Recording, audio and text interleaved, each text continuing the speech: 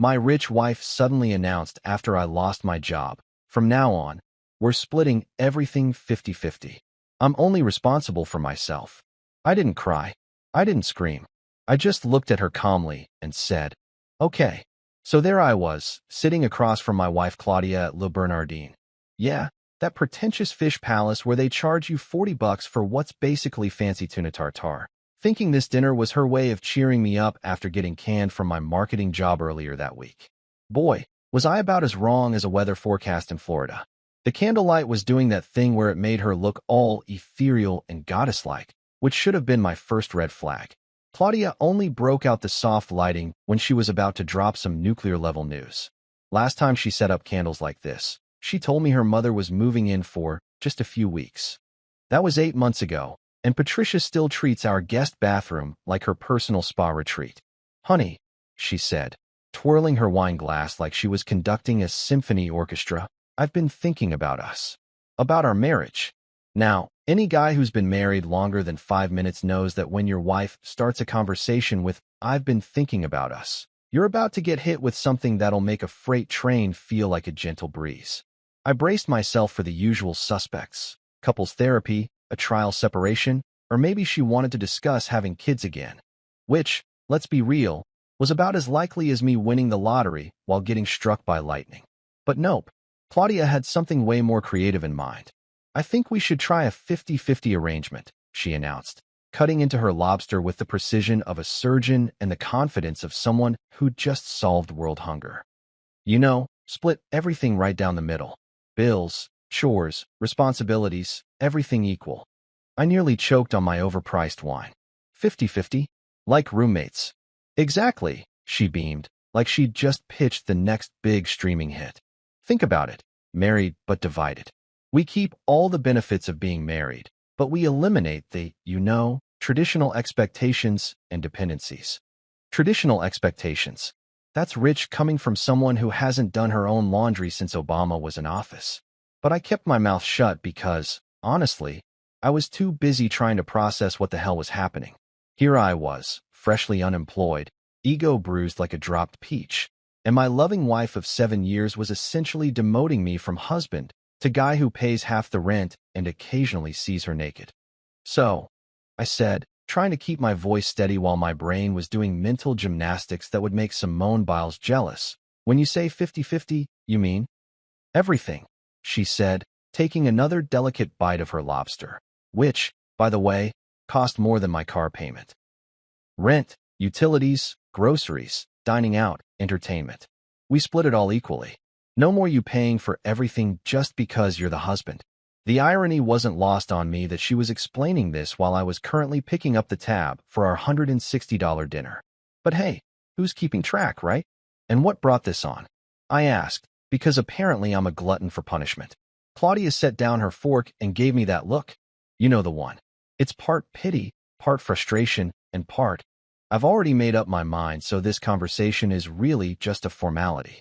She'd perfected that look over the years, usually right before she bought something expensive or decided we needed to redecorate the living room for the 3rd time in 2 years. Well, with your job situation, she said, and I could practically hear the air quotes around situation, I think it's time we both became more independent, more self-sufficient. Self-sufficient. Right. This from the woman who calls me at work. Well, used to call me at work to ask me to look up movie times for her because she couldn't figure out how to use Fandango. The same woman who once spent 20 minutes on the phone with tech support because she couldn't get Netflix to work, only to discover she'd been trying to watch TV with the remote upside down. But you know what? Instead of losing my shit right there in front of the snooty waiters and the other couples pretending their own marriages weren't also held together with duct tape and shared Netflix passwords, I did something that surprised even me. I smiled.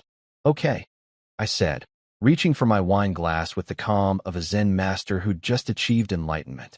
50-50 it is. Claudia blinked, clearly thrown off by my lack of dramatic reaction. She'd probably rehearsed this whole scene in her head, complete with me getting all emotional and begging her to reconsider. Instead, I was sitting there nodding like she'd just suggested we try a new pizza place. Okay, she repeated, like I'd just agreed to donate a kidney. Sure, I said, taking a sip of wine that suddenly tasted like victory. Sounds fair. Equal partnership and all that. The truth is, while my mouth was saying, okay, my brain was already 3 moves ahead, sketching out what I was mentally calling Operation Petty Revenge. If Claudia wanted to play house like we were college roommates, then by God, I was going to be the best damn roommate she'd ever had. The kind that follows every rule to the letter and then some. She wanted 50-50? She was about to get 50-50 in ways she never imagined. The rest of dinner passed in a weird bubble of forced normalcy, with Claudia chattering about her day at the boutique marketing firm where she consulted on social media strategies, which basically meant she got paid to tell people what filters to use on Instagram. Meanwhile, I was doing mental math, calculating exactly what half of everything would look like. Half the mortgage, half the utilities, half the groceries, half the dog food for Biscuit, our golden retriever who was currently living his best life thinking he had 2 devoted parents instead of 2 people about to turn into the world's most passive-aggressive roommates. By the time we got home, I was practically humming. Claudia kept giving me weird looks, like she was waiting for the other shoe to drop, but I just kissed her goodnight like nothing had changed. Because in a way, nothing had changed. We were still married, still living in the same overpriced condo in Brooklyn Heights, still sharing the same bed, the same bathroom, the same suffocating routine we'd been stuck in for years. The only difference was that now we had rules. Clear, explicit, 50-50 rules. And if there's one thing I've learned in my 34 years on this planet, it's that I'm really, really good at following rules. Especially when following them to the letter drives other people absolutely insane. Game on, Claudia. The next morning, I woke up at my usual 6:30 a.m., but instead of stumbling to the kitchen like a caffeine-deprived zombie to start the daily ritual of making Claudia her perfect cup of coffee. 2 sugars, splash of oat milk, heated to exactly 165 degrees because apparently 160 is lukewarm swill and 170 is molten lava. I did something revolutionary. I stayed in bed. I laid there listening to the sounds of our morning routine. Except this time, I was experiencing it from the perspective of a paying tenant rather than a devoted husband. The shower running, that's 50% of the water bill right there. The hairdryer going for 20 minutes straight. Hello, electric company. And the unmistakable sound of Claudia's heels clicking across our hardwood floors as she prepared for another day of telling millennials which Instagram filter best captured their authentic brand voice. By 7:15, right on schedule, I heard her bedroom door open with that particular confidence that only comes from someone who's never questioned whether breakfast would be waiting for them. For 7 years, I'd been her personal short-order cook, whipping up everything from elaborate egg benedict on weekends to simple toast and coffee on busy weekdays. I'd learned her preferences better than any 5-star hotel concierge. How she liked her eggs, over easy, but not too runny. Her toast, golden brown, not blonde, definitely not dark, and her fruit, cut into perfect bite-sized pieces because apparently she wasn't raised by wolves. But today? Today was the dawn of the 50-50 era, baby. I heard her heels clicking down the hallway, then pause at the kitchen threshold. The silence that followed was so complete, so profound, that I could practically hear her brain trying to process what she was seeing. Or rather, what she wasn't seeing. The kitchen table, which for 7 years had been her morning altar complete with steaming coffee, perfectly arranged breakfast, and whatever fruit was in season artfully displayed like we were running a bed and breakfast in Vermont, was as bare as my bank account after last night's dinner. I counted the seconds. 1 Mississippi, 2 Mississippi, 3 Mississippi. What the hell? There it was. Right on schedule. I slipped on my robe, the ratty terry cloth one she'd been nagging me to throw away for 3 years because it looks like something a serial killer would wear, and padded into the kitchen with the casual air of someone who had absolutely nowhere to be and all the time in the world to get there. Claudia was standing in the middle of our kitchen looking like someone had just told her that avocado toast was actually bad for you. She was already dressed for work in one of those outfits that cost more than my monthly car payment. A silk blouse that probably required a PhD in fabric care, tailored pants that fit her like they were painted on, and heels that could double as weapons in a zombie apocalypse. Her hair was perfect, her makeup was flawless, and she was staring at our empty kitchen table like it had personally betrayed her. "Where's my coffee?" she asked, and I swear I could hear the italics in her voice. I opened the refrigerator, grabbed a carton of orange juice, and poured myself a glass with the deliberate slowness of someone savoring every moment of this interaction. Coffee. Oh, that's at Starbucks. I believe your usual order is under your name. Grande oat milk latte, 2 pumps of vanilla, extra hot. Her mouth opened, then closed, then opened again like a fish trying to figure out how to breathe air. What are you talking about? Well, I said, taking a leisurely sip of my orange juice. Remember last night? 50-50 arrangement? I figured that included beverages and meal preparation services. So if you want coffee, you'll need to either make it yourself or purchase it from a qualified establishment. I recommend the Starbucks on Montague Street. Their baristas have been professionally trained in the art of not burning coffee beans. The look she gave me could have melted steel. Are you kidding me right now? Do I look like I'm kidding? I gestured to my serial killer bathrobe and bedhead hair. This is me being completely serious about our new arrangement. Equal partners, equal responsibilities, remember? She stared at me for another few seconds, probably trying to decide whether to laugh, cry, or call a divorce lawyer. Then she spun on her designer heel and marched to the coffee maker, a fancy Italian espresso machine that she'd insisted we needed but had never actually used herself because, and I quote, "That's what husbands are for." Watching Claudia try to operate that coffee machine was like watching someone attempt brain surgery with a spoon. She pressed buttons randomly, turned dials with the confidence of someone who'd seen me do it 1,000 times but had never actually paid attention to the process. The machine made a series of angry beeping sounds, like it was personally offended by her technique. "How do you make this thing work?" she demanded, shooting me a look that suggested I was being deliberately unhelpful by not jumping in to rescue her.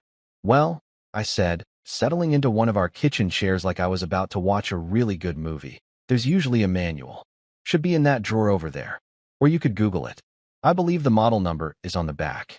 She yanked open the drawer with enough force to rattle the silverware and started digging through our collection of appliance manuals, takeout menus, and random batteries that may or may not still work.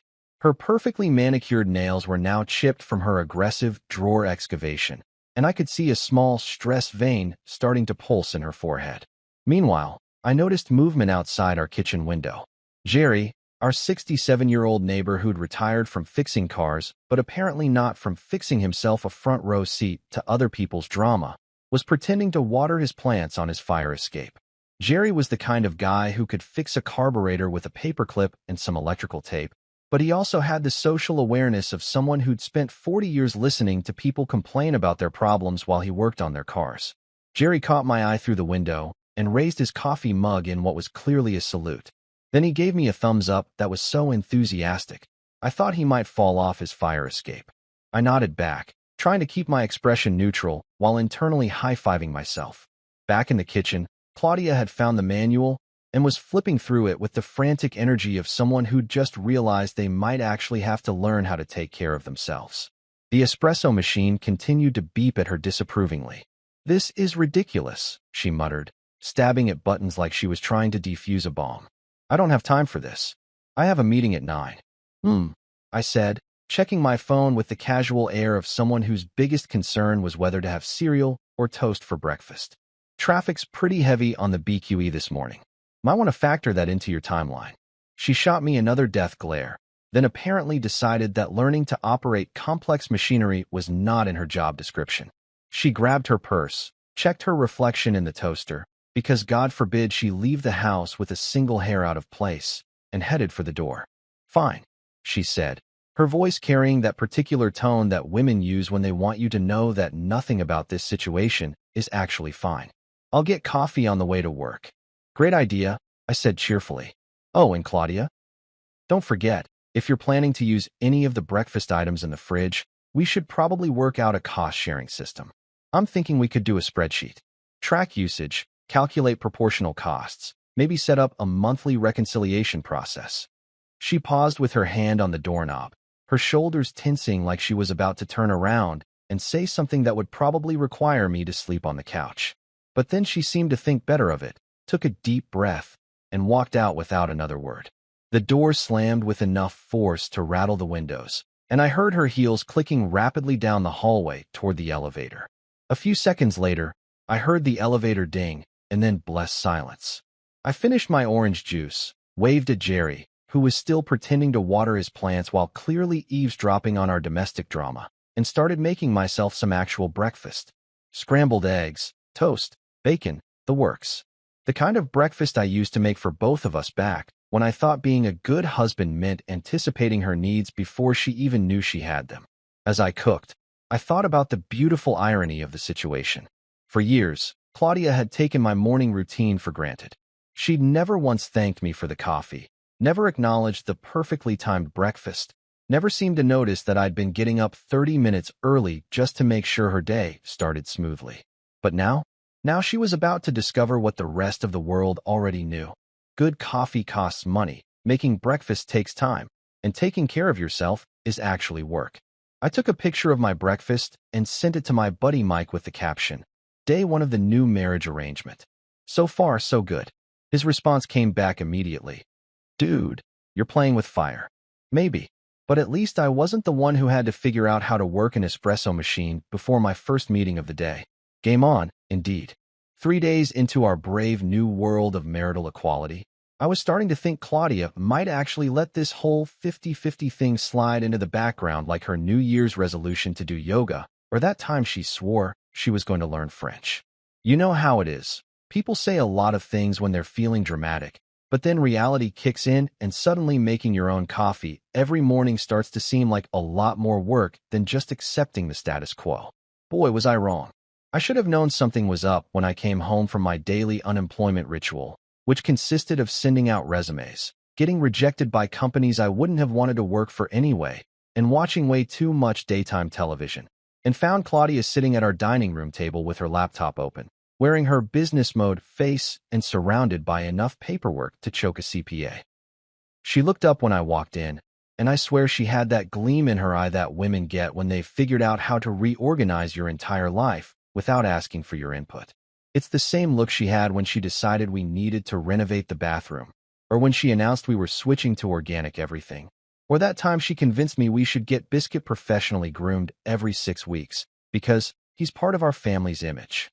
"Perfect timing," she said, gesturing to the chair across from her like she was conducting a board meeting and I was some middle management schlub who'd been called in to explain why the quarterly numbers were down. "We need to talk." I set down my keys and tried to read her expression. After 7 years of marriage, I'd become pretty fluent in Claudia's various moods, but this one was new territory. She looked like a cross between a Fortune 500 CEO and a kindergarten teacher who was about to explain why finger painting wasn't just fun, but actually a crucial part of childhood development. "About what?" I asked, though I was pretty sure I already knew where this was going. "Our arrangement," she said, turning her laptop around so I could see the screen. "I've been thinking about efficiency." And there it was, a spreadsheet so detailed, so meticulously organized, that it probably qualified as a work of art in some very specific, very nerdy circles. The header read, "Proposal for Household Efficiency" in 18-point bold font, and below that was a table that broke down our entire life into categories, subcategories, and what appeared to be actual mathematical formulas. I leaned forward to get a better look, and my jaw practically hit the table. This wasn't just a simple 50-50 split. This was a comprehensive analysis of our domestic economy that would have made an accounting firm jealous. She had columns for everything: rent, utilities, groceries, household supplies, entertainment, dining out, transportation, and something labeled miscellaneous lifestyle expenses that I was afraid to ask about. "Jesus Christ, Claudia," I said, scrolling through what appeared to be multiple tabs of data. "Did you hire a consultant for this?" "I did it myself," she said with the pride of someone who'd just solved climate change. "I spent all day yesterday tracking our expenses from the last 6 months, categorizing everything, and calculating the optimal distribution of financial responsibility." Optimal distribution of financial responsibility. She was talking about our marriage like it was a supply chain management problem. I kept scrolling through the spreadsheet, and the deeper I got, the more ridiculous it became. She'd literally itemized everything down to the individual rolls of toilet paper, assigned them cost values, and calculated usage rates based on what she called historical consumption patterns. "Look at this," she said, pointing to a cell that showed $47.23. That's your monthly share of groceries based on caloric intake and dietary preferences. I factored in the fact that you eat more protein and I consume more organic produce, which tends to be pricier per pound. I stared at the number, then at her, then back at the number.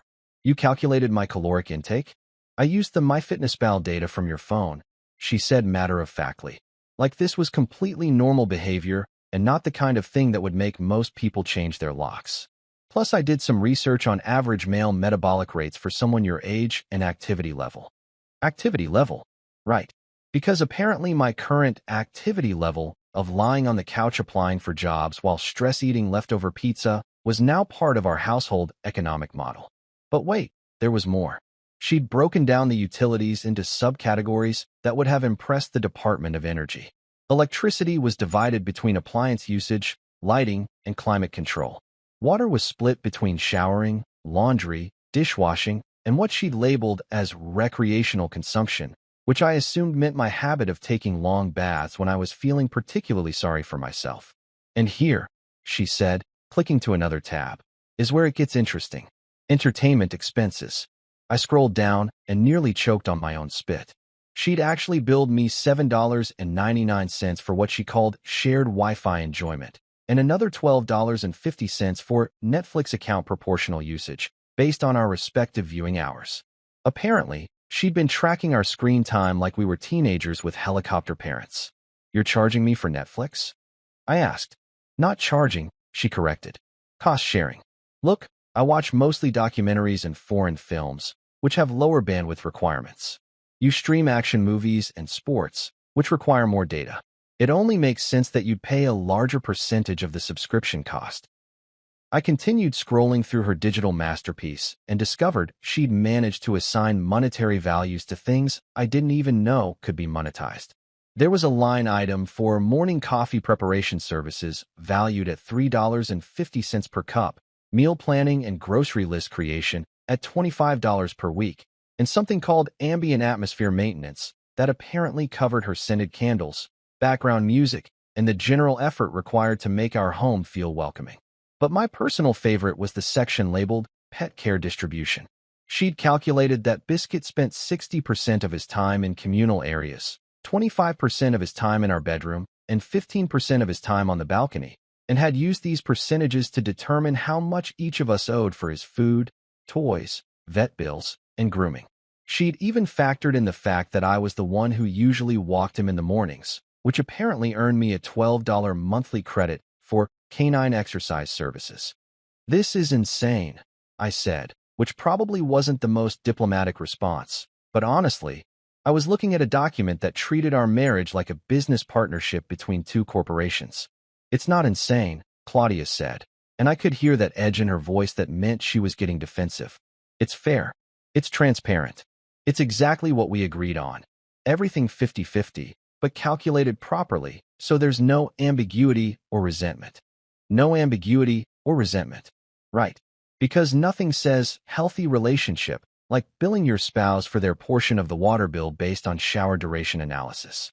I kept reading, and the more I read, the more I realized that Claudia had essentially turned our marriage into the world's most passive-aggressive accounting exercise. She'd found a way to quantify every single aspect of our domestic life and assign it a price tag.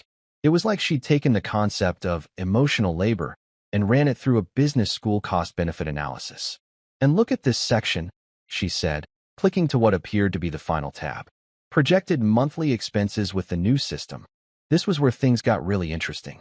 According to her calculations, my monthly household participation fee would be $1,247.83, which covered everything from my share of the mortgage to my portion of the premium cable package we'd never actually agreed I wanted.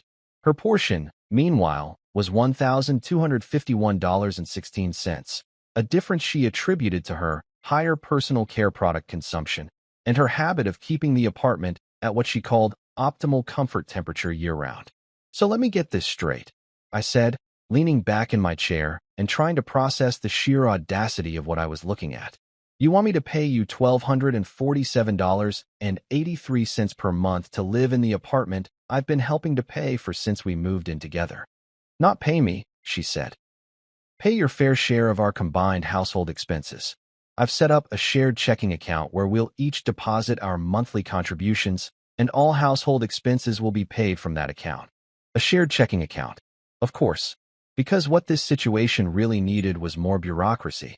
I looked at the spreadsheet again, then at Claudia, then back at the spreadsheet. And you know what? I started laughing. Not a polite chuckle or an uncomfortable giggle, but a full-on belly laugh that made Biscuit lift his head from his dog bed to see what was so funny. What's so amusing? Claudia asked, and I could tell she was getting pissed that I wasn't taking her masterpiece seriously. Nothing, I said, wiping my eyes. It's just, this is exactly what I needed to see. Because here's the thing.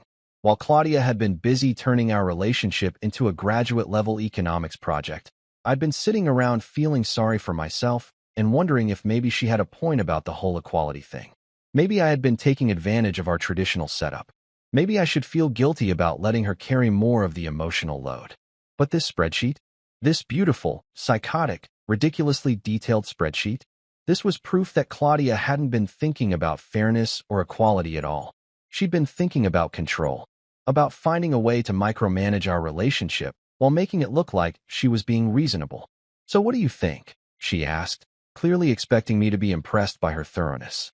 I think, I said, closing her laptop gently and giving her my biggest, most genuine smile, that this is absolutely brilliant.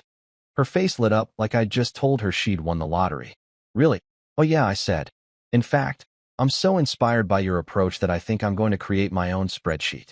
You know, to make sure I'm tracking my contributions accurately. That night, after Claudia had gone to bed feeling smug about her organizational skills, I sat down at my own computer and opened up Google Sheets. If she wanted to play the accounting game, then by God, I was going to play it better than she ever imagined. I titled my spreadsheet Marital Liquidation Analysis and started with two simple columns: services previously provided at no charge and market value assessment. Coffee preparation, $3.50 per cup, times 365 days, times 7 years. Meal planning and grocery shopping, $25 per week, times 52 weeks, times 7 years. Laundry services, $15 per load, times 3 loads per week, times 365 days, times 7 years. By the time I was done, I had a 7-year invoice for services rendered that would have made a luxury hotel concierge weep with envy. But my favorite addition was the final section: penalty fees for retroactive policy changes. Because if Claudia wanted to treat our marriage like a business contract, then she was about to learn that unilateral contract modifications usually come with some pretty hefty fees. Game on, indeed. You know how in those old Cold War movies, they always show Berlin divided by that massive concrete wall, with families literally separated overnight, and people risking their lives just to cross from one side to the other? Well, our 1,200 square foot condo in Brooklyn Heights was about to become the domestic equivalent of that historical nightmare. Except instead of communism versus capitalism, it was my side versus her side. And instead of barbed wire, we had masking tape. It started innocently enough. The morning after Claudia's spreadsheet presentation, which, by the way, she'd printed out in color and laminated like some kind of deranged restaurant menu, I woke up to find her in the living room with a measuring tape, a level, and enough blue painter's tape to redecorate the Pentagon. What are you doing? I asked, though I was pretty sure I didn't want to know the answer. Establishing boundaries, she said without looking up from her work. She was on her hands and knees, running a perfectly straight line of tape right down the middle of our living room, from the kitchen entrance to the sliding door that led to our balcony. If we're going to do this 50-50 thing properly, we need clear delineation of personal space. I watched in fascination as she worked with the precision of a surveyor mapping out property lines for a multi-million-dollar real estate deal. She'd even brought out the little step stool we usually used for changing light bulbs, so she could make sure the tape line continued at the proper height along the walls. Claudia, I said, you're literally dividing our apartment in half. Exactly, she said, standing back to admire her handiwork. You're half my half. No more confusion about whose responsibility is what. And that's how I found myself living in the Berlin Wall of broken marriages. The division, I had to admit, was mathematically impressive. Claudia had measured everything, and I mean everything. square footage, window access, electrical outlets, even the number of decorative elements per side. She'd calculated it all to ensure that we each got exactly 600 square feet of living space, which sounds fair in theory, but becomes absolutely insane when you realize that's not how real life works. Her half, which, naturally, she'd claimed first, was like something out of a Pinterest board titled Modern Woman's Urban Sanctuary. She had the good couch, the one we'd spent 3 months shopping for because apparently not all white leather is created equal. She had the marble coffee table that cost more than most people's monthly rent. She had the fancy floor lamp that required a PhD in engineering to assemble, and the bookshelf filled with all those novels she bought but never read because they looked intellectual. Her side also had the big window with the view of the promenade and the harbor, which she'd somehow calculated was worth exactly the same as my window that looked out onto the air shaft between buildings. According to her math, a view of the water was equivalent to a view of Mrs. Chun hanging her laundry, because all windows provide equal natural light access. My half looked like what would happen if a college dorm room and a garage sale had a baby and then abandoned it at a bus station. I had the recliner that I'd inherited from my dad, the one where you had to kick the side to get the footrest to stay up. I had the TV stand we'd bought at IKEA during our first year together, back when we thought assembling furniture together was romantic instead of a relationship stress test. And I had the floor lamp that only worked when Mercury was in retrograde, and you held your mouth just right while flipping the switch. But here's where it got really weird. Claudia took this whole division thing seriously. Like, scary seriously. She didn't just put tape on the floor and call it a day. She treated that line like it was an international border complete with customs enforcement. The first time I crossed over to her side to grab the remote control, which had somehow ended up on her coffee table, she gave me a look that could have frozen hell over. "Excuse me," she said, "but I believe that's my remote control." "It's our remote control," I said. "For our TV. The TV is on your side," she pointed out. But the remote was on my side, which means I was using it. "If you want to control the television, you need to ask permission to access my territory." My territory. She was talking about our living room like we were neighboring countries negotiating a peace treaty. "Fine," I said, because I was curious to see how far she'd take this ridiculous game. "May I please have permission to retrieve the remote control from your sovereign territory?" "Permission granted," she said formally, "but please make it quick. I don't want you loitering in my space." Loitering. In the apartment I'd been living in for 5 years. But if I thought the remote control incident was the peak of this insanity, I was dead wrong. Because Claudia, it turned out, was just getting warmed up. The next morning, I discovered that she'd extended the territorial division to include cleaning responsibilities. I woke up to the sound of the vacuum cleaner, which normally would have been a pleasant surprise since vacuuming usually fell into the category of things I'd get around to eventually. But when I came out to investigate, I found Claudia pushing our Dyson in the most bizarre pattern I'd ever seen. She was vacuuming only her half of the apartment. Not just approximately her half, but exactly her half, following that blue tape line with the precision of someone who'd been trained in military drill formations. She'd vacuum right up to the tape, then stop abruptly and maneuver the vacuum back to cover another section of her territory. "What are you doing?" I asked, though by this point I probably should have just started a running list of ridiculous questions I found myself asking on a daily basis. "Cleaning my space," she said, shutting off the vacuum. 50-50, remember?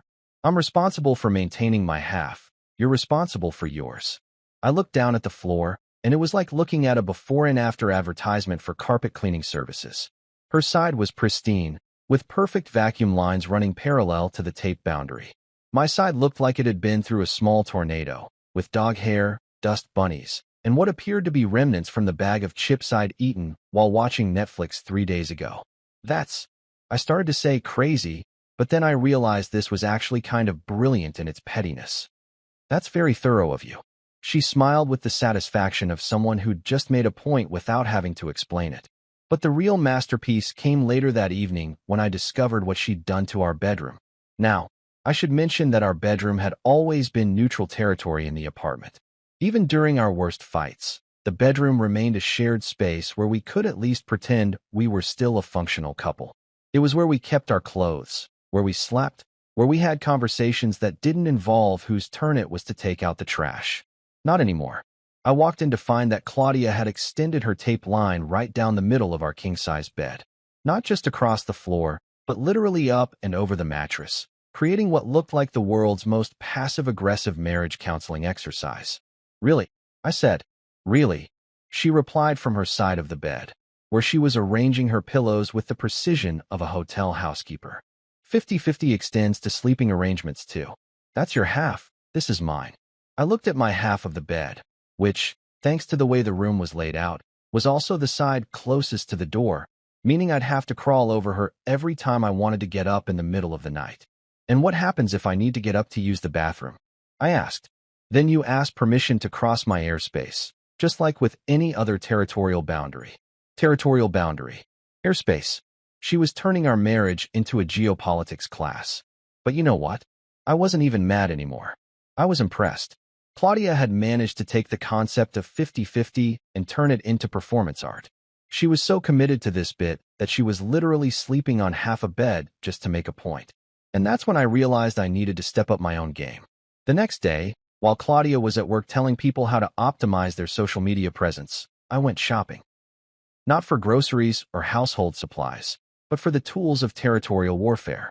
I bought my own measuring tape, my own painter's tape, in red, because if we were going to have competing territorial claims, we might as well color coordinate, and a label maker that I was probably going to have way too much fun with. When she got home that evening, she found that I'd made some improvements to our living situation. I'd labeled everything on my side of the apartment with helpful tags: Dave's chair, Dave's TV, Dave's portion of electrical outlet, and my personal favorite, Dave's 50% of shared air supply. But the real stroke of genius was what I'd done in the kitchen. Since Claudia's territorial line ran right through the middle of our kitchen table, I'd taken the liberty of removing my half of the table entirely. Just sawed it right down the middle and moved my portion to my side of the apartment. Now we had two half tables, sitting on opposite sides of a blue tape line, like the world's most ridiculous modern art installation. Claudia walked in, saw the devastation, and just stood there for a full minute trying to process what had happened to our furniture. "You cut our table in half," she said. I moved my half of our table to my side. I corrected. "Your half is still exactly where it always was. 50-50, remember?" She looked at her half table, which was now basically just a wooden triangle balanced precariously on two legs, and then at my half table, which I'd supplemented with a cardboard box to make it functional again. "This is insane," she said. "This," I replied, settling into my recliner and putting my feet up on my half ottoman, "is exactly what you wanted." Even Biscuit, who had been watching this whole domestic disaster unfold with the patient resignation of someone who'd seen too many of our arguments over the years, had apparently chosen a side. Every night, he'd cross over to my territory and sleep at the foot of my half of the bed, which I took as a victory in the ongoing war for household loyalty. Score 1 for Team Dave. You'd think that after dividing our apartment like we were, negotiating the Treaty of Versailles, Claudia and I might have settled into some kind of Cold War détente where we just ignored each other's existence and went about our separate lives. You'd think that, but you'd be wrong, because apparently the universe has a sick sense of humor and wasn't done watching our marriage implode in the most spectacularly petty ways possible. The next act in our domestic theater of the absurd began on a Wednesday morning when I discovered that one of my favorite shirts, a navy blue button-down that I'd worn to every job interview for the past month, had been transformed into what could generously be described as abstract art, and more accurately described as a crime against cotton. I found it in the dryer, which should have been my first clue that something was wrong since I'd specifically left it hanging in the closet the night before. But there it was, shrunken down to what might fit a middle schooler, with pink splotches scattered across it like someone had used it as a canvas for a finger painting class. "Claudia," I called out, holding up the remains of what had once been a perfectly respectable piece of clothing. "What the hell happened to my shirt?" She emerged from the bathroom, where she'd been applying her daily armor of makeup with the precision of someone preparing for war, and glanced at the shirt with the casual indifference of someone observing roadkill. "Oh, that," she said, returning to her mascara application. "I needed to do a load of whites yesterday, and your shirt was mixed in with my delicates. Unfortunately, one of my red scarves got mixed in too." "One of her red scarves." "Right. The same red scarf that had been sitting in our hamper for 3 weeks, because apparently washing scarves required some kind of specialized knowledge that I wasn't privy to. "So you ruined my shirt," I said, which seemed like a reasonable summary of the situation. "I didn't ruin anything," she replied with the tone of someone who'd clearly rehearsed this conversation in her head. "It was an accident. Besides, we're splitting everything 50-50 now, remember? Shared laundry facilities means shared risk." Shared risk. She was talking about washing clothes like we were investing in cryptocurrency together. "This shirt cost me $40, I said. "And my scarf cost me $60, she replied. "So technically, you came out ahead in this transaction." Transaction. She was turning accidental clothing destruction into a profit and loss statement. I looked at the shirt again, then at Claudia, then back at the shirt. And that's when I realized that this wasn't an accident at all. This was psychological warfare disguised as domestic incompetence. Claudia had been doing laundry for 7 years without ever once turning my clothes pink. The woman could coordinate color schemes for entire rooms, but suddenly she couldn't separate reds from whites.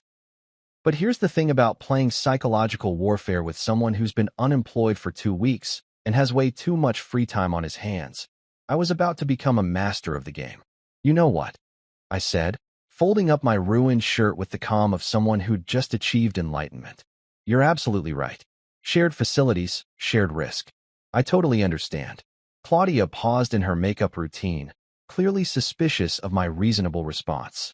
She'd been expecting me to lose my shit, to yell and demand she replace the shirt, to give her ammunition for her inevitable "my husband is so unreasonable" conversation with her girlfriends over overpriced wine later that week.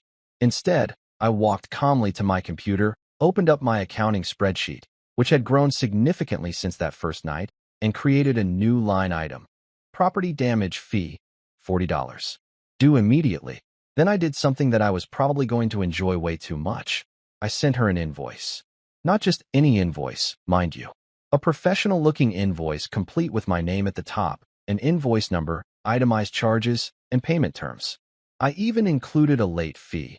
If payment is not received within 24 hours, damaged shirt will be worn to all future social events, including but not limited to your company's annual charity gala. I printed it out, walked into the bathroom where Claudia was now applying lipstick, and handed it to her with the formal courtesy of a process server. "What is this?" she asked, though she was clearly reading it as she spoke. "Your bill for damages incurred during shared laundry facility usage," I said. "Payment can be made via Venmo, cash, or check.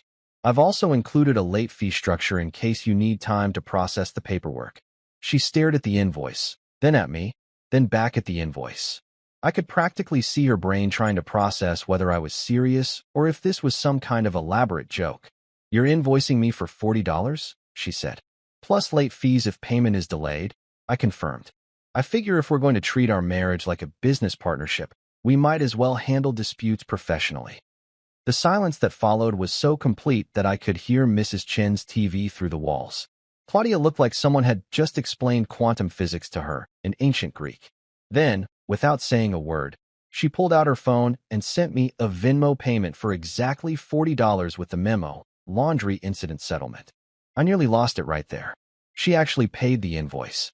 My soon-to-be ex-wife had just entered into a formal financial transaction over a ruined shirt, and somehow that felt like the most honest interaction we'd had in months.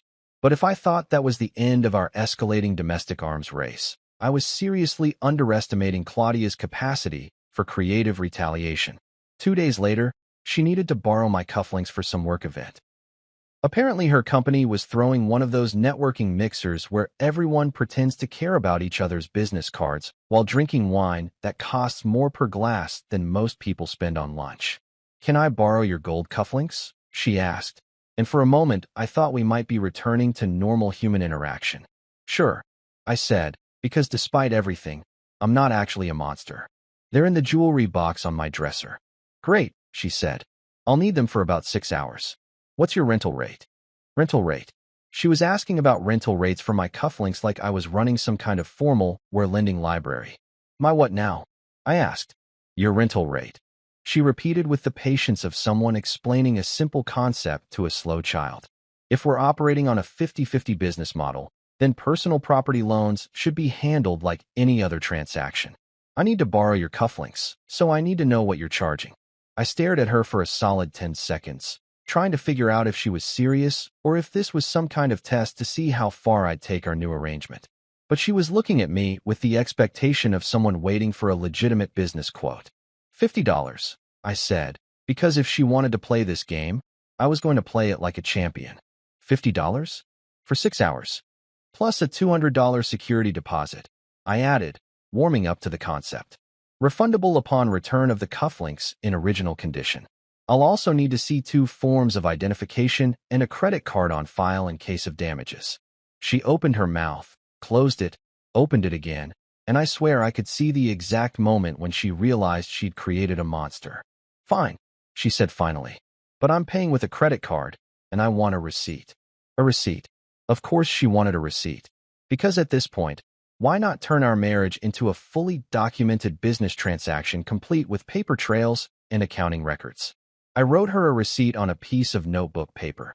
Received from Claudia Martinez, $50 rental fee, plus $200 security deposit for 1 pair gold cufflinks.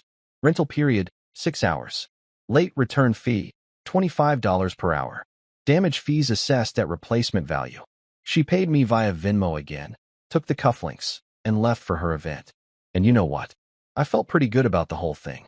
$50 for 6 hours of cufflink rental wasn't bad money, especially considering I'd gotten them as a gift from my college roommate's wedding 5 years ago, and they'd been sitting in a box ever since. But here's where it gets interesting. Claudia returned the cufflinks exactly 6 hours later, in perfect condition, with a formal request for her security deposit refund. She'd even taken photos of the cufflinks before and after wearing them, just in case I tried to claim damages. This woman had turned borrowing jewelry into a full documentation process. She was treating our marriage like a rental car agreement. Your cufflinks, returned as agreed, she said, setting them on the kitchen counter along with a printed email showing the exact time she'd left the apartment and the exact time she'd returned. Security deposit refund, please.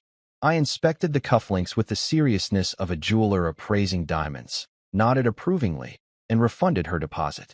Then I did something that I probably enjoyed way too much. I left her a Yelp-style review. 5 stars, I announced. Reliable borrower, returned items on time and in excellent condition. Would definitely rent to again. She actually laughed at that, which was the first genuine moment of humor we'd shared since this whole thing started. For about 30 seconds, it felt like we might be 2 normal people who'd gotten a little carried away with a silly argument. Then she asked if I wanted to grab dinner together, and I handed her a menu from the Thai place down the street along with a calculator. Sure, I said. Just let me know what you're ordering so we can split the bill appropriately. And don't forget to factor in tax and tip. I'm not subsidizing your spring rolls. The laughter died pretty quickly after that. But later that night, as I was updating my spreadsheet with the day's financial transactions, I realized something interesting. We'd actually had more honest communication in the past week than we'd had in the previous 6 months. Sure, it was all transactional and completely insane, but at least we weren't pretending anymore. We weren't pretending to be happy. We weren't pretending to be compatible. And we definitely weren't pretending that this marriage was anything more than 2 people who'd gotten really good at splitting expenses and really bad at splitting everything else. In a weird way, it was almost refreshing. Like finally admitting that your favorite restaurant has gone downhill, instead of pretending the food is still good just because you used to love eating there. I closed my laptop, looked over at Biscuit, who was sprawled across my half of the couch like he owned the place, and realized that tomorrow was going to bring some new ridiculous escalation in our domestic Cold War. I couldn't wait. I should have known that our little domestic experiment in advanced pettiness wouldn't stay contained within the sacred walls of our divided apartment for long. Word was bound to get out eventually, and when it did, it was going to come in the form of Hurricane Patricia, Claudia's mother, a force of nature disguised as a 62-year-old woman who wore pearls like armor and wielded guilt like a medieval battle axe. Patricia Martinez was the kind of mother-in-law who made grown men reconsider their life choices. She had that special talent that only comes from decades of practice. The ability to make you feel like you were failing at being human just by the way she looked at your shoes. I'd been dealing with her passive-aggressive commentary for 7 years, ever since Claudia and I started dating. and I'd learned to navigate her particular brand of maternal warfare with the careful diplomacy of someone defusing a bomb while blindfolded. But apparently, our new 50-50 arrangement had reached Patricia's ears through whatever mysterious communication network exists between mothers and daughters, the same network that allows them to share information faster than the CIA and with twice the accuracy. I was sitting in my designated half of the living room on a Thursday morning, enjoying a bowl of cereal that I'd purchased with my own money and prepared using my own labor, when I heard the unmistakable sound of Patricia's heels clicking down our hallway like a countdown timer to domestic destruction. She had a key, of course, because Claudia had given it to her years ago for emergencies, and apparently Patricia had a very broad definition of what constituted an emergency. The front door opened with the force of someone who had every right to be there and zero intention of asking permission, and Patricia swept into our apartment like she was conducting a military inspection. She was wearing one of her power suits, navy blue with gold buttons that probably cost more than my monthly unemployment check, and her signature pearl necklace that could have doubled as a weapon in the right circumstances. "David," she said, and just the way she pronounced my name made it sound like an accusation. "We need to talk." Now, here's the thing about Patricia. She'd never actually liked me. But for 7 years she'd maintained a veneer of polite tolerance because Claudia seemed happy and I hadn't done anything overtly terrible like gambling away our savings or getting arrested for public intoxication. But the gloves were clearly off now, and she was looking at me like I'd personally insulted the Pope. "Good morning, Patricia," I said, standing up with the careful politeness of someone who knows they're about to get lectured. "Claudia's not here. She's at work." "I'm not here to see Claudia," she said, settling into the chair across from me with the authority of someone calling a board meeting to order. "I'm here to see you. I want to know what kind of man makes his wife pay for her own coffee." Oh, so Claudia had been sharing the details of our new arrangement with Mommy Dearest. I probably should have seen this coming, but somehow I'd been naive enough to think our marital Cold War might stay between us. "The kind of man who believes in equality," I said, which was technically true and also guaranteed to make Patricia's eye twitch in that way that meant I'd just stepped on a conversational landmine. "Equality," she repeated, and I swear the temperature in the room dropped about 10 degrees. "David, I raised my daughter to expect a certain standard of treatment from her husband. A standard that apparently includes morning coffee and basic courtesy." Basic courtesy, right? Because nothing says courtesy like presenting your spouse with an itemized bill for shared Wi-Fi usage. "Patricia," I said, trying to keep my voice level, "Claudia and I have agreed to split our expenses 50-50. It's what she wanted. It's what she wanted because you lost your job and she's trying to be supportive," Patricia shot back. "But making her pay for coffee? Making her figure out that ridiculous machine every morning? That's not equality, David. That's punishment." I looked at Patricia sitting there in her designer suit, clutching her purse like it contained the nuclear launch codes, and I realized she genuinely believed that Claudia was the victim in this situation. In her mind, her precious daughter was being forced to endure the hardship of making her own breakfast because her unemployed husband had lost his mind. "Would you like some coffee?" I asked, because I'm apparently a glutton for punishment. "That would be lovely," she said, clearly expecting me to jump up and start the whole elaborate coffee preparation ritual that I'd been performing for Claudia for the past 7 years. Instead, I walked over to my computer, opened up my spreadsheet, and started typing. "What are you doing?" Patricia asked.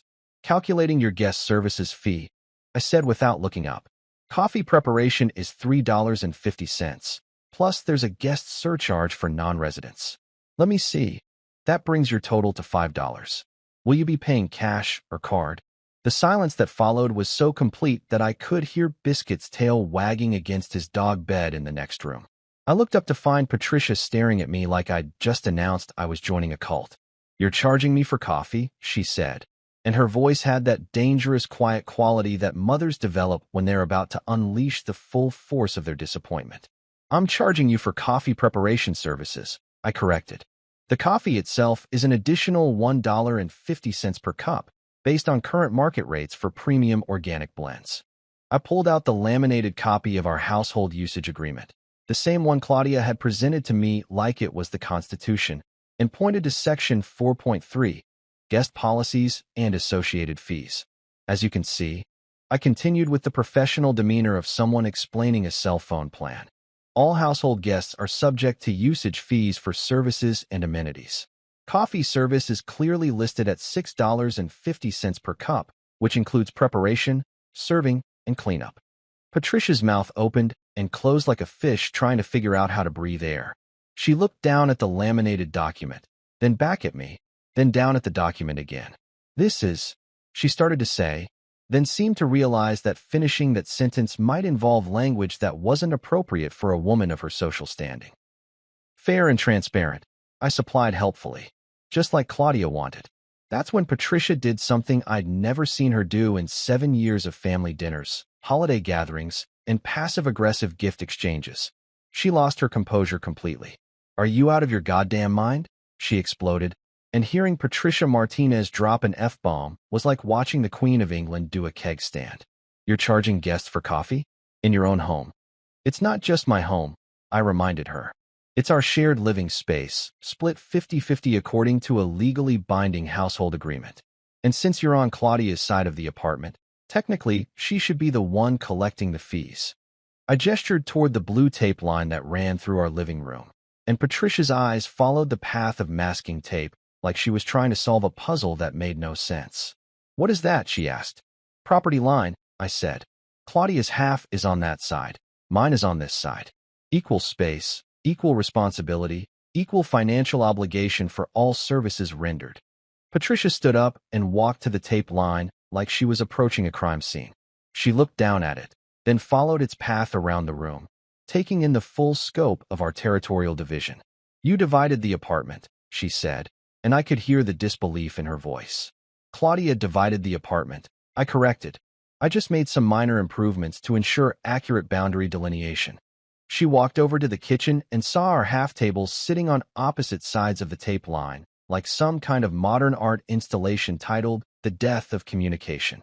"You cut the table in half," she said. "I moved my half of the table to my side of the apartment," I said. 50-50, remember?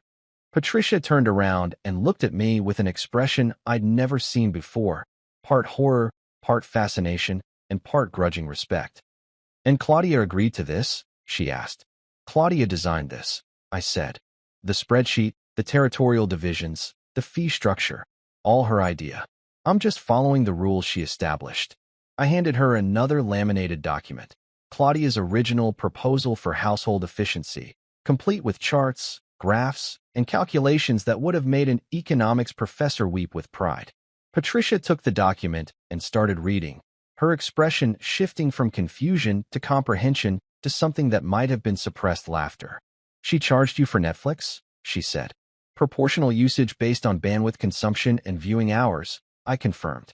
"And Wi-Fi. Shared infrastructure costs allocated according to individual usage patterns." Patricia kept reading, and I could see her maternal protective instincts warring with what appeared to be growing amusement at the sheer absurdity of what her daughter had created. "This is the most ridiculous thing I've ever seen," she said finally. "This is the most honest our relationship has been in years," I replied. She looked up from the spreadsheet and studied my face like she was seeing me for the first time. "You're enjoying this," she said. "I'm learning from it," I said. "Turns out when you treat a marriage like a business transaction, you discover some interesting things about your business partner." Patricia set down the spreadsheet and walked back to the tape line, looking at our divided living space with what I was starting to recognize as professional appreciation. She'd been married to Claudia's father for 38 years before he passed away, and she'd spent most of those years managing his various business ventures.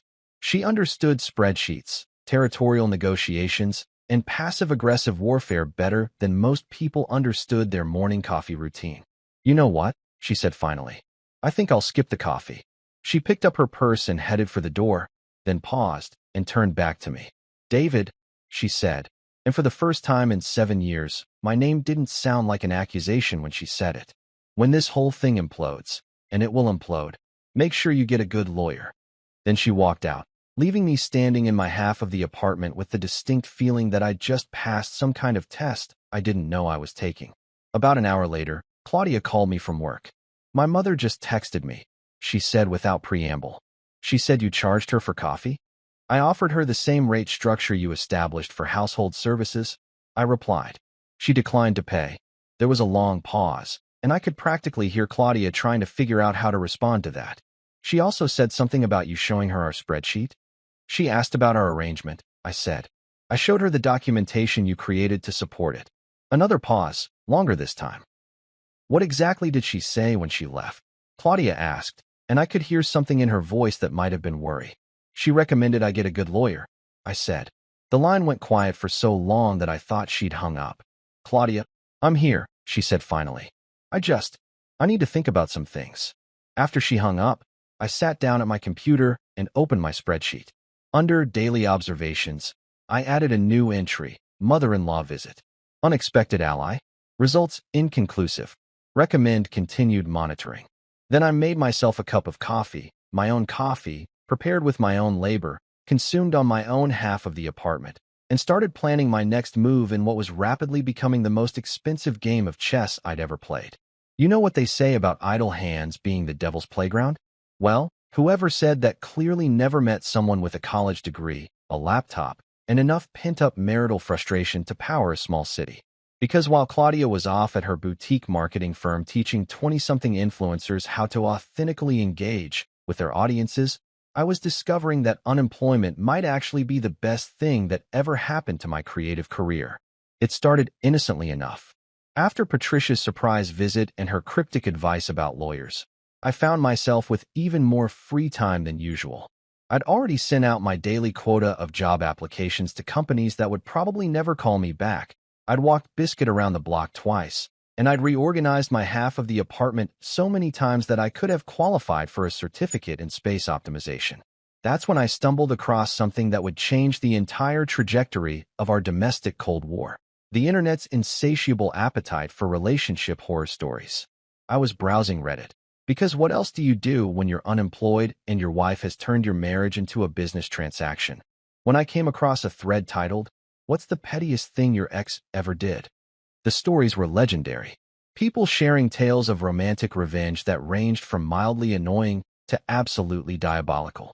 There was the woman who replaced all her ex-boyfriend's shampoo with Nair. The guy who changed his Netflix password right before the season finale of his ex's favorite show. The couple who got into a bidding war over their own couch on eBay. And that's when it hit me. I was living in the middle of content gold. See, here's what most people don't realize about the internet. Everyone thinks they want to read success stories and inspirational content, but what they really want is drama. They want to rubberneck at other people's disasters. They want to feel better about their own relationships by watching someone else's marriage implode in spectacular fashion. And boy, did I have a marriage implosion to share. I started with a blog post titled, "My Wife Invoiced Me for Coffee." A modern marriage experiment. I wrote it in about an hour, just laying out the basic facts of our 50-50 arrangement with enough humor to keep it from sounding like a bitter divorce manifesto. I included screenshots of Claudia's spreadsheet, with names changed, because I'm petty but I'm not cruel, photos of our divided apartment, and a detailed breakdown of how we'd managed to turn basic household tasks into complex financial transactions. I posted it on Medium, shared it in a few relevant Facebook groups, and then forgot about it while I went to make lunch on my half table using ingredients I'd purchased with my own money. 3 hours later, I checked my phone and nearly choked on my sandwich. The post had gone viral. Not just popular, viral. Thousands of shares, hundreds of comments, and my inbox was flooded with messages from people who either thought I was a genius or thought I needed serious therapy. The comments section looked like a war zone between Team Dave, finally, a guy who stands up for himself, and Team Claudia. This man is clearly having a psychological breakdown. But here's the kicker. Sandwiched between all the relationship advice and amateur psychology was a message from someone named Jennifer at a website called relationshiprealtalk.com. She wanted to know if I'd be interested in writing a weekly column about my marital experiment for actual money. Actual money. For writing about the insane situation I was already living through. I called her back immediately, and within an hour I had my first freelance writing contract in 10 years. The pay wasn't going to make me rich. $200 per column, weekly deadline, 1,500 words minimum. But it was more money than I'd made since getting laid off. And all I had to do was document the ongoing implosion of my marriage with enough humor to keep people entertained. Talk about turning lemons into lemonade. That evening, When Claudia got home from work, I was sitting at my half desk. Yes, I divided that too. Typing away on my laptop with the focused intensity of someone who'd finally found their calling. "What are you working on?" she asked, which was probably the first time in months that she'd shown any interest in my daily activities. "Writing," I said without looking up from my screen. "Writing what?" "A blog about our arrangement," I said. "Turns out people find our situation pretty entertaining." She walked over to read over my shoulder, which was her first mistake, because what she saw was the draft of my second column, the spreadsheet of doom. When your wife treats marriage like a business plan. I watched her face go through about 6 different emotional stages as she read. Confusion, recognition, horror, anger, and something that might have been grudging admiration. "You're writing about us?" she said. "I'm writing about me," I corrected. "My experience with our new arrangement. All names have been changed to protect the innocent." "There's nothing innocent about this," she said, gesturing at my laptop screen. "You're making fun of me on the internet." "I'm making fun of the situation," I said. "There's a difference. And technically, since I'm the one doing the writing, and writing is labor, and we're splitting everything 50-50, you should probably pay me for half the time I spend working on this." The look she gave me could have melted steel, but she didn't argue with the logic, which I took as a small victory. "How many people have read this?" she asked. "The first post?" "About 20,000 so far," I said, refreshing the page to check the latest numbers. "And I just signed a contract to write a weekly column about our marital experiment for a relationship website." "A contract? $200 a week," I said, and I couldn't keep the satisfaction out of my voice. Turns out there's a huge market for stories about couples who've lost their minds. Claudia stared at the screen for another few seconds, reading through the comments section where strangers were dissecting our relationship with the enthusiasm of sports commentators. "This is insane," she said finally. "This is income," I corrected, "which means I'll be able to contribute more to our household expenses. In fact, if this column takes off, I might be able to cover my half of the rent without dipping into unemployment benefits." That got her attention. For all her talk about equality and independence, Claudia was a practical woman, and the idea of me actually earning money instead of just collecting government assistance was clearly appealing. "What exactly are you writing about?" she asked. "Everything," I said. "The spreadsheet, the territorial divisions, the invoice system, your mother's visit yesterday. It's all material." "My mother's visit." "Great content," I said. "The readers love the part about charging her for coffee." One guy commented that he's going to start charging his in-laws for Wi-Fi access when they visit. I showed her some of the comments, and despite herself, I could see her reading them with growing interest. There's something addictive about seeing strangers discuss your life, even when they're criticizing your choices. "Look at this one," I said, pointing to a comment from someone called Married and Tired. "Finally, someone who understands that marriage shouldn't mean one person does everything while the other person takes it for granted." "And this one," I continued, scrolling to another comment. "I showed this to my husband, and now he's doing his own laundry for the first time in 15 years. Thank you for the inspiration." Claudia read through more comments, and I could see the wheels turning in her head. She was realizing that our ridiculous situation had somehow struck a nerve with thousands of people who were apparently dealing with similar issues in their own relationships. "They're taking sides," she observed. "Yep," I said. "About 60-40 in my favor, but there's a solid contingent of Team Claudia supporters who think you're a feminist hero for demanding equality." She scrolled through more comments, and I watched her face cycle through various emotions as strangers on the internet debated the merits of our respective positions. "This comment says I'm a modern woman who refuses to be taken advantage of," she said. "And this one calls me the most passive-aggressive husband in history," I replied. "I'm kind of proud of that one." We spent the next hour reading through comments together, which was probably the most civil interaction we'd had since this whole thing started. It was weird, bonding over strangers' opinions about our failing marriage, but it felt more honest than most of the conversations we'd had in the past year. "So what happens now?" she asked finally. "Now I write about whatever happens next," I said. "The column runs weekly, so I need fresh material every 7 days. Fortunately, living with you provides plenty of content." She laughed at that, which surprised both of us. "I can't believe people are paying you to write about our marriage," she said. "Technically, they're paying me to write about the collapse of our marriage," I corrected. "There's a difference." Is it collapsing? She asked, and there was something in her voice that might have been genuine curiosity. I don't know, I said honestly. But whatever it's doing, it's apparently very entertaining to watch. The next morning, I woke up to find that my second column had gotten even more attention than the first. My inbox was full of interview requests from podcasts, messages from other writers asking for advice, and what appeared to be a marriage proposal from someone in Ohio who thought my approach to domestic conflict resolution was revolutionary. But the most interesting message was from a literary agent in New York who wanted to know if I'd ever considered writing a book. A book about my marriage falling apart in the most methodically petty way possible. I was still staring at that email when Claudia emerged from the bathroom, already dressed for work and looking like she'd spent extra time on her makeup. "Good morning," she said, which was more civility than I'd gotten from her in weeks. "Morning," I replied. "Coffee's at Starbucks, as usual." "Actually," she said, pausing at the front door, "I wanted to ask you something." "What's that?" "If you're going to keep writing about us, do you think you could mention that I'm available for marketing consultations? You know, for your readers who might need help with their social media strategy." I stared at her, trying to process what she'd just asked. "You want me to include advertising in my column about our marital breakdown?" "Cross-promotion," she corrected. "It's just good business." And that's when I realized that Claudia hadn't just accepted our new arrangement. She was trying to monetize it. "I'll consider it," I said. "For the usual fee." "What fee?" "Product placement costs extra," I said. "I'm thinking $50 per mention, plus a percentage of any revenue generated from referrals." She opened her mouth to argue, then closed it, then opened it again. "Fine," she said finally. "Send me an invoice." After she left, I sat down at my computer and started typing my third column.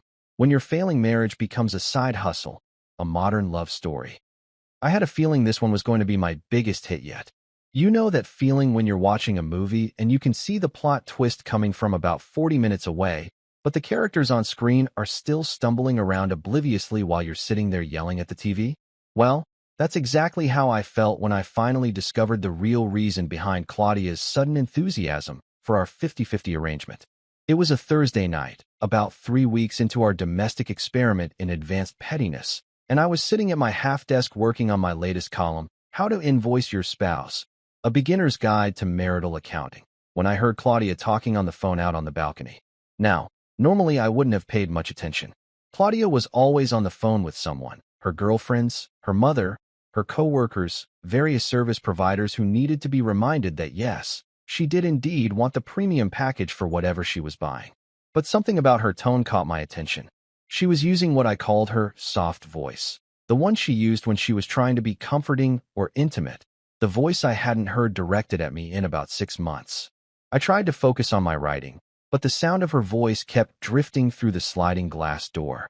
She was speaking quietly, almost whispering, which immediately set off every alarm bell in my recently developed paranoia detection system. I saved my document, closed my laptop, and did something that I'm not particularly proud of, but that felt absolutely necessary in the moment. I crept over to the sliding door and listened. I know, Claudia was saying, her voice soft with the kind of concern she used to reserve for me when I was having a bad day. "But you can't keep doing this to yourself." There was a pause while whoever was on the other end responded. "Marcus, listen to me," she continued, and my blood pressure immediately spiked about 40 points. Marcus. That was a name I hadn't heard in about 2 years, but it was definitely a name I remembered. Marcus Holloway, Claudia's ex-boyfriend from college. The guy she dated for 3 years before we met. The one she still followed on Instagram, despite my subtle suggestions that maybe staying connected to your ex-boyfriend wasn't the healthiest thing for our relationship. The same Marcus who had conveniently moved back to New York about 6 months ago after his divorce was finalized. "Don't cry," Claudia was saying, and I could hear that particular tone that women use when they're comforting a man they care about. "I'll figure it out, okay? We'll figure it out. We'll figure it out. Not, you'll figure it out, or things will work out, but we'll figure it out." As in, Claudia and Marcus, working together as a team to solve whatever problem, was making poor Marcus cry on the phone at 9:30 on a Thursday night. I stood there frozen behind the sliding door like some kind of suburban spy, my mind racing through all the implications of what I was hearing. How long had they been talking? How often did Marcus call her? And more importantly, what exactly were they planning to figure out together? I have to go, Claudia said after another few minutes. Dave's inside and I don't want him to. Yeah, I know. I'll call you tomorrow, okay?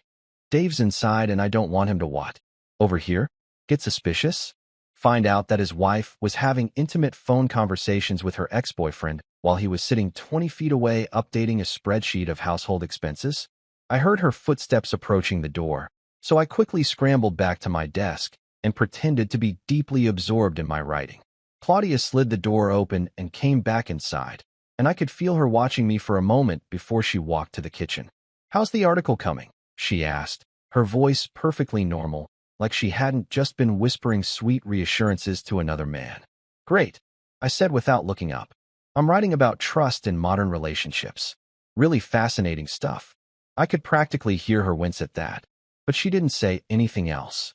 She got a glass of water, said good night, and went to bed like it was just another normal evening in our increasingly abnormal living situation.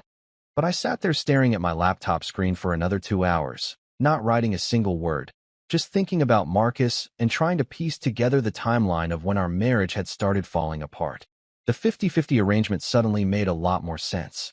Claudia hadn't been trying to create equality in our relationship. She'd been trying to create distance.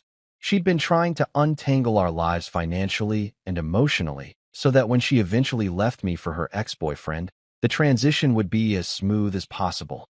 The spreadsheet, the territorial divisions, the business-like approach to every aspect of our domestic life. It wasn't about fairness. It was about making it easier to split up our assets when the time came. I felt like an idiot for not seeing it sooner, but I also felt something else: relief. For weeks, I'd been wondering if I was the asshole in this situation. Was I being too petty? Too passive-aggressive? Was Claudia right to demand more equality? And was I wrong to turn it into such an elaborate game? But now I knew the truth. This wasn't about equality at all. This was about Claudia preparing for her exit strategy while keeping me distracted with invoices and household usage agreements. The next morning, I started a new document on my computer. Not a blog post or a column, but something I titled Incident Report Log. Evidence of marital infidelity suspected. I know that sounds incredibly paranoid and possibly psychotic, but here's the thing. If Claudia wanted to treat our marriage like a business transaction, then I was going to approach the dissolution of that business with the same methodical attention to detail that she'd used to create it. Entry number 1. Thursday, September 28th, 9:30 p.m. Overheard phone conversation with Marcus Holloway. Subject used intimate tone, promised to figure it out together, and specifically mentioned not wanting husband to overhear conversation. Over the next few days, I started paying closer attention to Claudia's behavior, and the evidence started piling up like snow in a blizzard. Entry number 2. Friday, September 29th, 11:45 a.m. Subject received text message while eating lunch, smiled while reading, then quickly put phone face down on table. When asked who texted, claimed it was work stuff. Entry number 3. Saturday, September 30th, 2:15 p.m. Subject went to grocery shopping for 2 hours, but returned with only a small bag containing items we already had at home. When questioned about long shopping trip, became defensive and accused me of micromanaging her schedule. Entry number 4. Monday, October 2nd, 7:20 p.m. Subject claimed she had to work late, but her company's social media accounts showed no evidence of evening work activities. Returned home at 9:45 p.m. with no explanation for 3-hour delay. I know this makes me sound like a crazy person, but I was actually starting to enjoy the detective work. It was like solving a puzzle, except the puzzle was my own life, and the solution was probably going to cost me half of everything I owned. The breakthrough came the following Tuesday. Claudia had gone to what she claimed was a client meeting downtown, but she'd forgotten to take her laptop, which seemed odd for someone who supposedly needed to present marketing strategies to potential customers. About an hour after she left, her phone rang.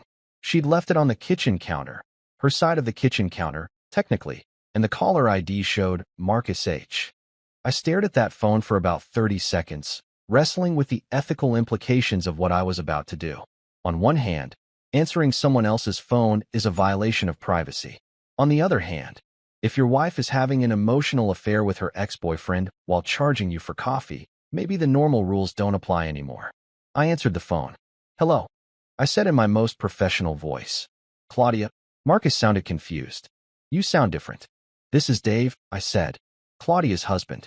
She forgot her phone when she went to meet you. The silence that followed was so complete that I thought he might have hung up. But then I heard him take a shaky breath. Oh, he said. I wasn't. We weren't. Meeting. I supplied helpfully. Right. Of course not. I must have misunderstood when she said she had a client meeting downtown at the same time you happened to call. More silence. Marcus was clearly not prepared for this conversation.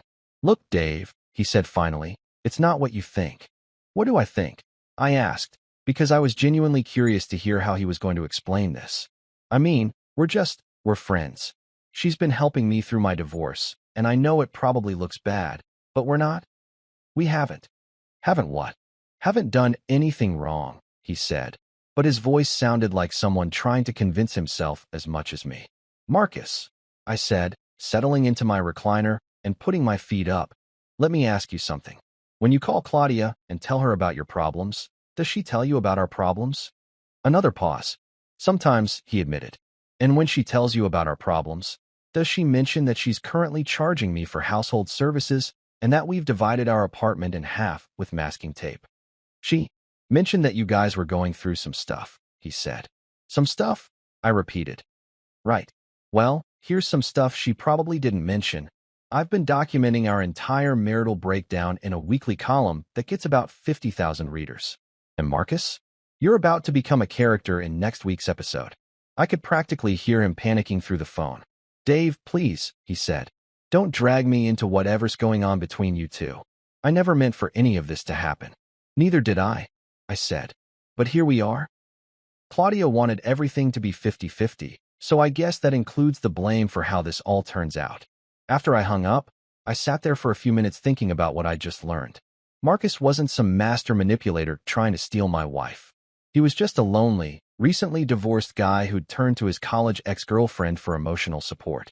And Claudia wasn't some scheming adulteress planning her escape. She was a woman who'd gotten so frustrated with our marriage that she'd started looking elsewhere for the emotional connection she wasn't getting at home. In a weird way, it almost made me feel sorry for both of them. When Claudia came home 2 hours later, I was sitting at my computer working on my latest column. She looked flustered, like someone who'd spent the afternoon having difficult conversations.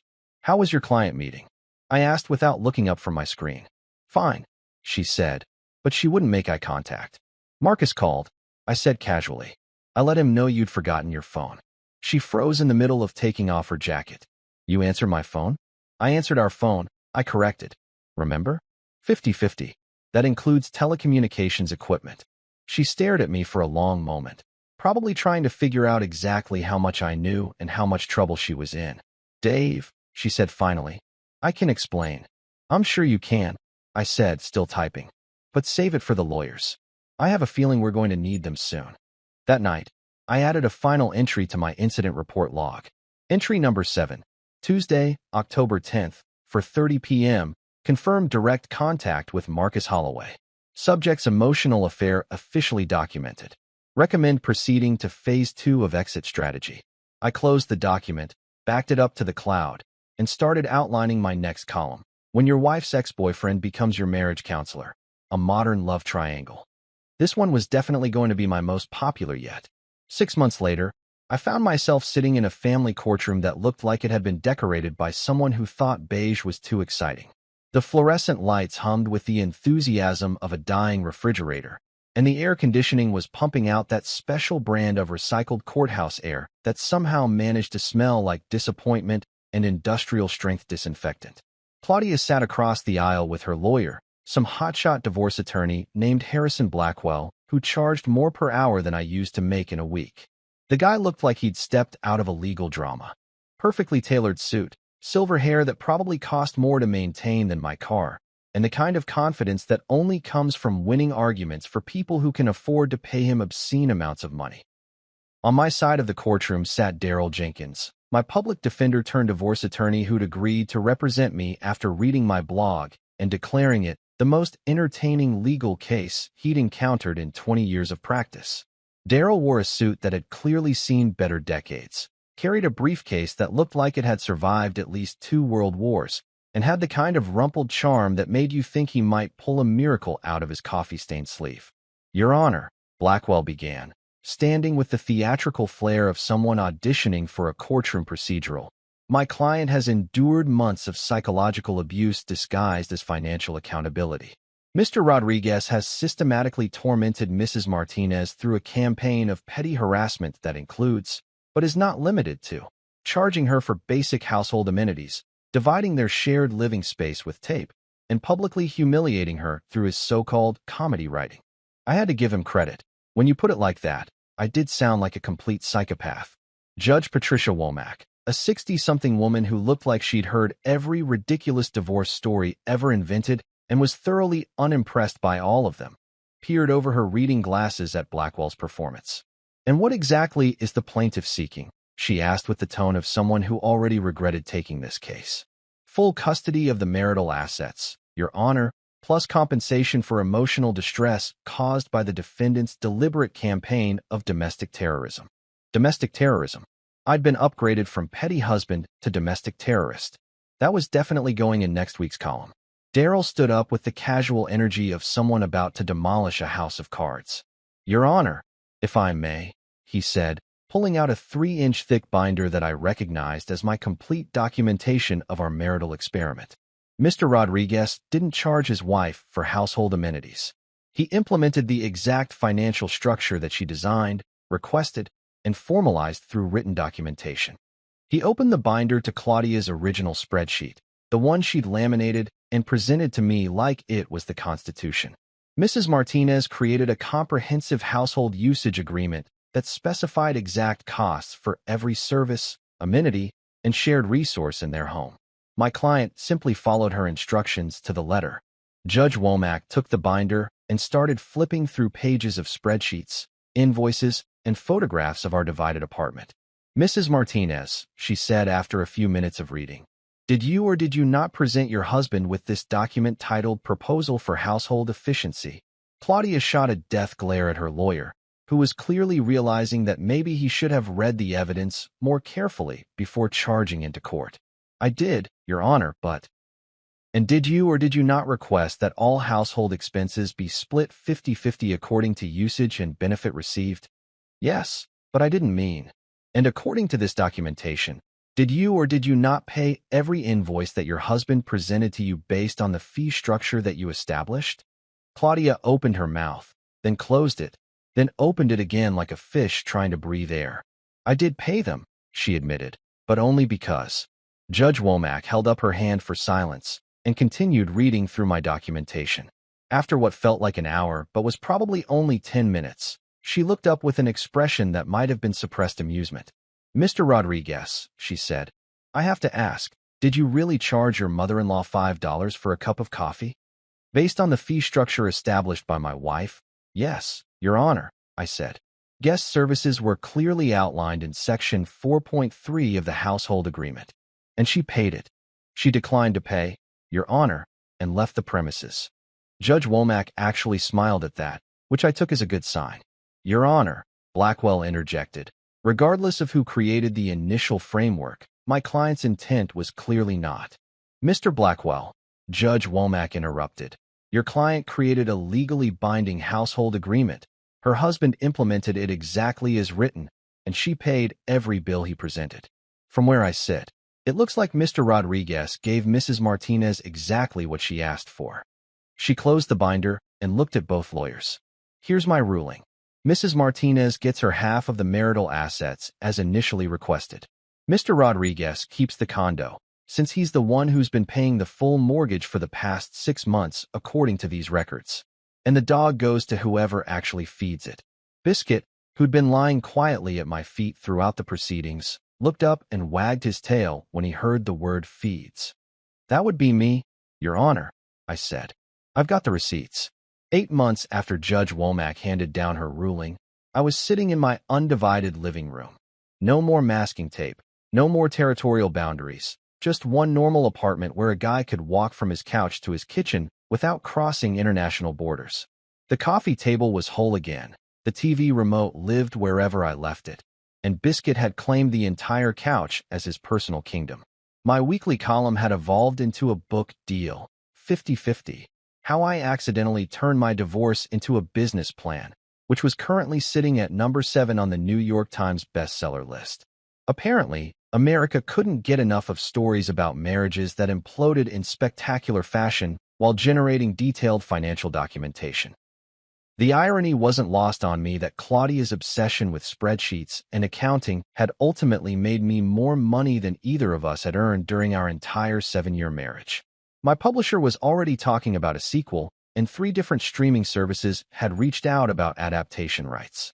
I was halfway through a leftover slice of pizza, eaten on my own couch, purchased with my own money, with no invoices or usage fees involved, when my phone buzzed with a text from an unknown number.